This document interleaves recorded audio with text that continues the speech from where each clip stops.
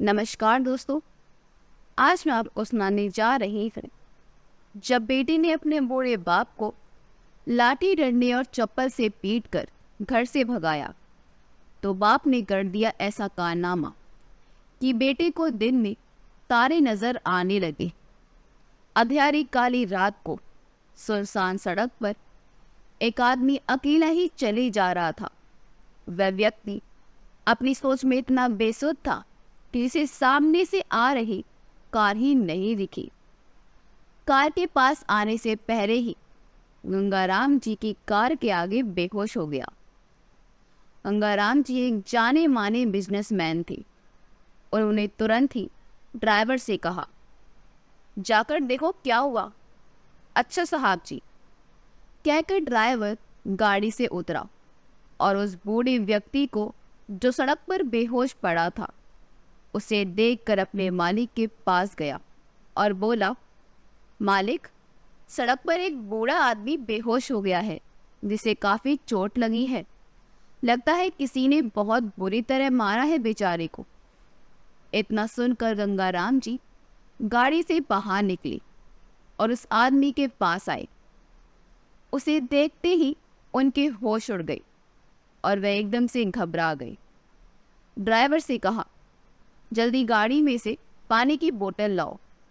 दौड़कर ड्राइवर गाड़ी से पानी की बोतल लाया और उस बेहोश आदमी पर पानी के छींटे मारी। जैसे ही उस बूढ़े व्यक्ति को होश आया, बूढ़ा व्यक्ति जो बेहोश था उसका नाम राम प्रकाश जी था। राम प्रकाश जी ने अपनी आंख खोली तो हैरान रह गए। उनके बचपन के मित्र गंगाराम जी उनके सामने खड़े थे और उन्हें देखते ही राम प्रकाश जी चौंक गए, पर उन्हें देखकर बहुत खुश हुए। गंगाराम जी ने राम प्रकाश जी को गले लगाया और पूछा, मित्र, तुम यहाँ इस वक्त? उठो, चलो मेरे साथ। ड्राइवर की मदद से राम प्रकाश जी को लेकर अपने घर गए और डॉक्टर को बुलाया गया। डॉक्टर दवाई देकर चले गए तो गंगाराम जी राम प्रकाश जी के पास आए और वहीं पास आकर बैठ गए। दोनों मित्र इतने समय के बाद जो मिले थे, परंतु राम प्रकाश जी की स्थिति को देखते हुए गंगाराम जी बहुत चिंतित हो गए। उन्होंने राम प्रकाश जी से कहा, उस समय उन्हें कुछ नहीं कहा था, किंतु अब वे जानना चाहते थे कि इतनी रात सुनसान सड़क पर तुम कैसे पहुंचे मित्र? आखिर क्या बात है, मुझे बताओ, मैं तुम्हारी हर तरह से मदद करूंगा। गंगाराम जी ने राम प्रकाश जी को धैर्य बांधते हुए कहा तो राम प्रकाश जी की आंखों से आंसू बहने लगे और उन्होंने अपनी आप बीती कहानी अपने मित्र गंगाराम जी को बताना शुरू किया। अब से 6 महीने पहले ही मेरी पत्नी रमा देवी का निधन हो गया, जिसके बाद मैं घर में अकेलापन और भी ज़्यादा महसूस करने लगा। बेटा ऑफिस चला जाता और मैं घर अकेला रह जाता और अब से 3 महीने पहले ही मैंने अपने बेटे की शादी की थी। मैंने सोचा कि कम से कम बहू के आने से घर घर तो लगेगा। घर में लक्ष्मी ना हो तो घर भी काटने को आता है। मैंने सोचा था कि अपनी बहू को अपनी बेटी की तरह रखूंगा। उसी तरह मैंने अपनी बहू को कभी भी कहीं आने जाने से नहीं रोका, ना ही मैं उस पर कोई पाबंदी लगाता था। बेटा सुबह ऑफिस चला जाता। शुरू में 1-2 हफ्ते तक तो सब ठीक था, पर धीरे धीरे बहू का व्यवहार कुछ अलग लगने लगा। वह पूरा दिन फोन पर बातें करती रहती, पर मैंने इस बात पर कोई आपत्ति नहीं जताई। एक दिन यूं ही पूछ लिया, बेटा किसका फ़ोन है? उसने कहा, माँ का फ़ोन है और इसे बात कर रही हूँ। मैंने कहा, लाओ समदन जी से हमारी भी बात करा दो। तो उसने कहा, नहीं पापा, मम्मी अभी बिजी हैं, आप बाद में बात करना, कहकर फ़ोन काट दिया। फिर भी मैंने ज़्यादा ध्यान नहीं दिया। दिन बीतते रहे और धीरे धीरे बहू जब मार्केट जाती तो शाम तक वापस आती। मैंने कहा, बेटा तुम घर ही रहो, बाजार से सब्जियां मैं लाया करूँगा, तुम क्यों परेशान होती हो? मैं भी घर पर बैठा बैठा कुछ काम थोड़ी करता हूँ, मैं चलाया जाया करूँगा।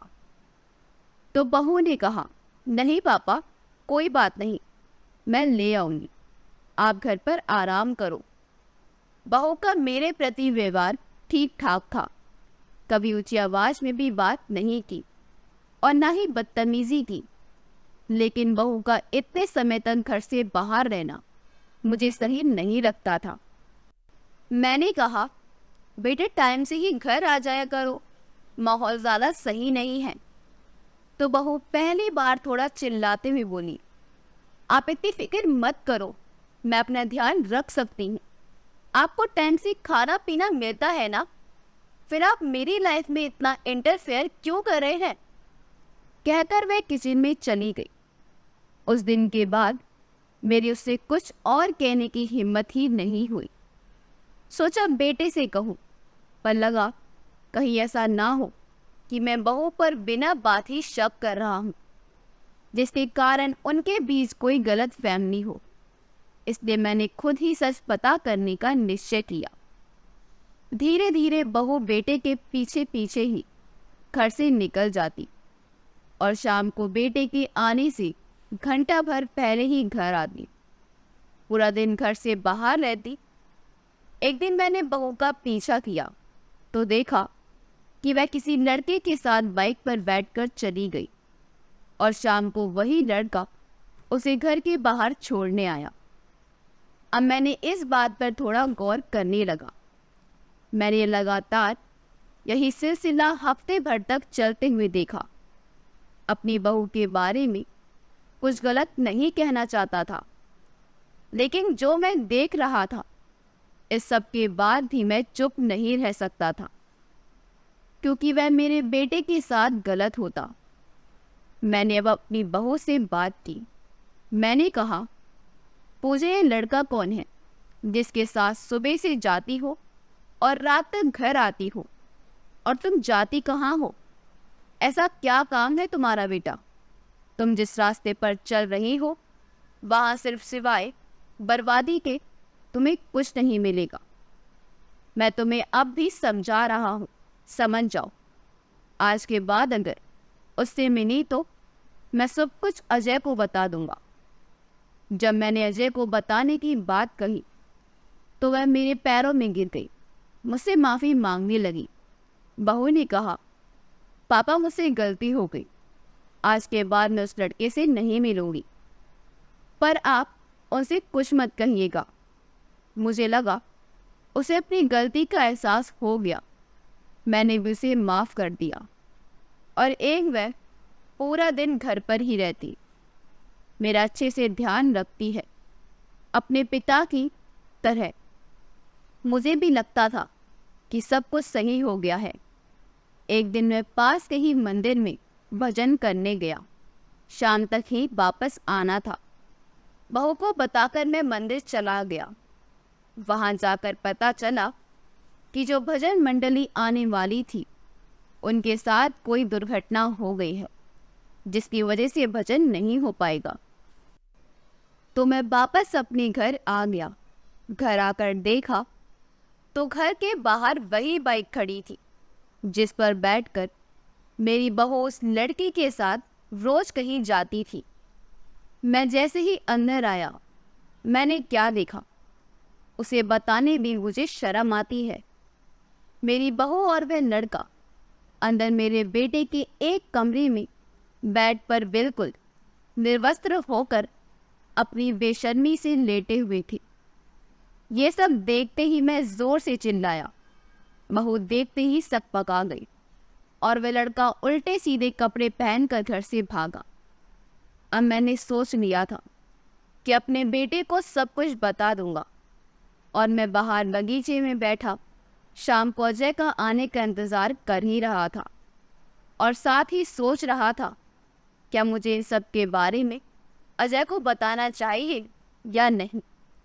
इतने में बाहर से चिल्लाता हुए अजय घर के अंदर दाखिल हुआ। वह बाहर से ही चिल्लाता हुआ आ रहा था, पापा पापा, कहाँ गए पापा? मैं बगीचे से अंदर आया। मैंने कहा, क्या हुआ, चिल्ला क्यों रहे हो? मुझे देखकर उसने कहा, मुझे आपसे ऐसी उम्मीद नहीं थी पापा। मैंने माना कि मां नहीं रही। इसका मतलब यह तो है नहीं कि आप अपनी बहू पर ही इतनी गंदी नजर रखो। अपने बेटे के मुंह से ऐसी बातें सुनकर मेरे तो पैरों तले जमीन खिसक गई। मैंने अपने आप को संभालते हुए कहा, तू मेरे पर क्या इल्जाम लगा रहा है? मैं ऐसा सोच भी नहीं सकता। मेरी बात बीच में काटते हुए अजय ने कहा, बस चुप हो जाओ पापा। पूजा ने मुझे सब बता दिया है कि कैसे आप छुप छुपा कर उसे कपड़े बदलते हुए नहाते हुए देखते हैं। और आज तो आपने ऐसा क्या किया कि पूजा बस रोई जा रही है। तभी बहू अंदर से अपना कमरा खोलकर दौड़ती हुई बाहर आई और अजय के गले जाकर लग गई और रोने लगी। रोते रोते उसने कहा, अजय, आज तुम्हारे पापा ने जब मैं कपड़े बदल रही थी तो मेरे कमरे के अंदर घुस आए और मेरे साथ जबरदस्ती इतना कहकर रोने लगी। बस उसकी बात सुनते ही अजय ने कुछ जानने की कोशिश ना की, ना पूछने की, और बस मुझ पर हाथ उठा दिया। उसने मुझे लाठी, डंडे, जूते से मारा। पीटते पीटते उसने घर से निकाल दिया। कहते कहते राम प्रकाश जी अपना सिर पकड़कर पीटते हुए रोने लगे। गंगाराम जी ने उन्हें चुप कराया और कहा, तुम परेशान मत हो मित्र, तुम्हारे बेटे की आंखों पर पड़ा हुआ पर्दा हम दोनों मिलकर हटाएंगे। अब तुम बिल्कुल भी परेशान मत हो। गंगाराम जी ने उमाशंकर जी को शांत कराया और खाना खिलाकर सुला दिया। और फिर अगले ही दिन गंगाराम जी और राम प्रकाश जी दोनों ने मिलकर अजय की पत्नी पूजा का सच उनके सामने लाने की योजना बनाई, जिसके अनुसार सबसे पहले उन्हें किसी भी तरह से अजय को पूजा का सच दिखाना था, क्योंकि शायद वो किसी की कही बातों पर विश्वास ना करे। यही सोचकर उन दोनों ने योजना बनाई और फिर अगले ही दिन गंगाराम जी ने अपने नौकर से कहकर एक प्राइवेट डिटेक्टिव को बुलाया और उसे पूजा की जासूसी पर लगा दिया। कुछ दिन में ही डिटेक्टिव ने पूजा और उस लड़के की फोटोज और वीडियोस कलेक्ट की, जिनमें पूजा दूसरे लड़कों के साथ घूम फिर रही थी, बाहों में बाहें डाली, किसी कंधे पर सर रखकर। राम प्रकाश जी और गंगाराम जी दोनों अजय के ऑफिस पहुंचे, जहां जाकर सीधा अजय के सामने वह सारी तस्वीरें और वीडियोस दिखा दी। अजय तस्वीरें और वीडियोस देखकर पहले तो भौचक्का रह गया, फिर कुछ सोचकर बोला, मैं कैसे मान लूं कि इन तस्वीरों में जो है वह मेरी पत्नी ही है? हो सकता है आप लोगों ने ये फोटोज बनाई है, एडिट करवाई होंगी। उसके इतना कहने पर राम प्रकाश जी बोले, अजय, मुझे तुमसे कोई लालच नहीं है, ना ही मैं यह चाहता कि तुम्हारा घर टूटे। लेकिन बेटा, वह लड़की सही नहीं है। मैं नहीं चाहता कि कल को उसकी वजह से तुम्हारी जान पर बन आए। इसलिए मैं तुम्हें तुम्हारी आंखों से उसका सच दिखाना चाहता हूँ। तुम्हें मेरी बातों पर यकीन नहीं है तो तुम कल दिन में अपने घर जाकर देखना, और याद रहे, घर जाओ तो किसी भी तरह की आवाज़ मत करना, और तब मुझे बताना कि तुम्हारी पत्नी ने तुमसे जो भी कहा वह कितना सच है। इतना कहकर दोनों वहां से चले गए और अजय सोच में पड़ गया। उसने निश्चय किया कि कल वह जरूर घर जाएगा और जो भी सच्चाई है उसका पता खुद करेगा। अगले दिन सुबह अजय पूजा से यह कहकर गया कि ऑफिस में ज़रूरी मीटिंग है जिसकी वजह से मुझे आने में देर होगी। खाना बाहर से खाकर आऊँगा, तो तुम कुछ बनाकर खा लेना। इतना कहकर वो ऑफिस चला गया। उधर गंगाराम जी का एक जासूस अजय के घर पर नजर रखे हुए था। कुछ देर बाद जैसे ही वह लड़का अजय के घर में दाखिल हुआ, तो जासूस ने फोन कर गंगाराम जी को खबर दी और उन्होंने देर ना करते हुए सीधा जैसे कहा कि तुम अभी की अभी अपने घर के बाहर मिलो। अजय पे इन सब से तंग आ चुका था। वह भी सच जानना चाहता था, इसलिए तुरंत ही ऑफिस का काम छोड़कर अपने घर आया। उसने देखा गंगाराम जी और राम प्रकाश जी दोनों घर के बाहर ही खड़े थे और छिपे हुए थे, जबकि उसके घर के बाहर काले रंग की बाइक खड़ी हुई थी, जिसे राम प्रकाश जी ने पहले कई बार देखा था। उसे देखकर अजय थोड़ा गुस्से में आया। तभी दोनों ने उसे समझाया कि वह शांति से अंदर जाए और जाकर देखे कि अंदर कौन है। दोनों के समझाने पर अजय अपने जूते उतार कर अंदर नंगे पांव गया, ताकि किसी प्रकार की कोई आवाज ना हो। अंदर जाकर उसने जो देखा, उसके पैरों तले जमीन खिसक गई। एक लड़का बेड पर बड़ी आराम से लेटा हुआ था और उसकी पत्नी उसके सामने कपड़े बदल रही थी और उसे पूछ रही थी, कैसी लग रही है ये ड्रेस। यह देखते ही अजय का खून खौल गया और उसने तुरंत अंदर घुसकर उस लड़की का कॉलर पकड़कर बेड से उठाया और बाहर गेट पर धक्का दिया और पूजा को जोरदार थप्पड़ मारा और पूजा एक थप्पड़ भी नीचे जा गिरी। अजय बाहर आया और उस लड़की को लात घूंसों से मारने लगा। उसकी नज़र वहां पर पड़े चाकू पर पड़ी। गुस्से में वह चाकू लेकर उस लड़की की तरफ दौड़ा। तभी राम प्रकाश जी और गंगाराम जी भी वहां पहुंच गए और उनके पीछे पीछे पुलिस भी पहुंच गई।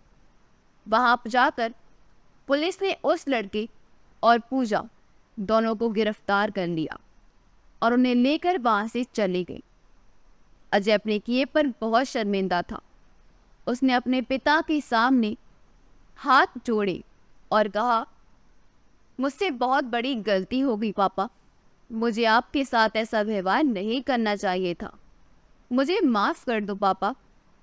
मैं आज के बाद ऐसा कभी नहीं करूँगा। मैं अपनी पत्नी के प्यार में यह भूल गया था कि आपने मुझे सबसे ज़्यादा प्यार किया है। मेरी हर खुशी, हर छोटी बड़ी चीज़ का ध्यान रखा है आपने। मैं उसकी बातों में आ गया। इतना बड़ा पाप कर बैठा। मुझ जैसा बेटा तो जीने लायक भी नहीं है। ये कहकर वह चाकू से खुद को ही मारने लगा। तभी राम प्रकाश जी ने आकर उसका हाथ पकड़कर चाकू फेंक दिया और अजय को गले लगा लिया और उसे माफ कर दिया।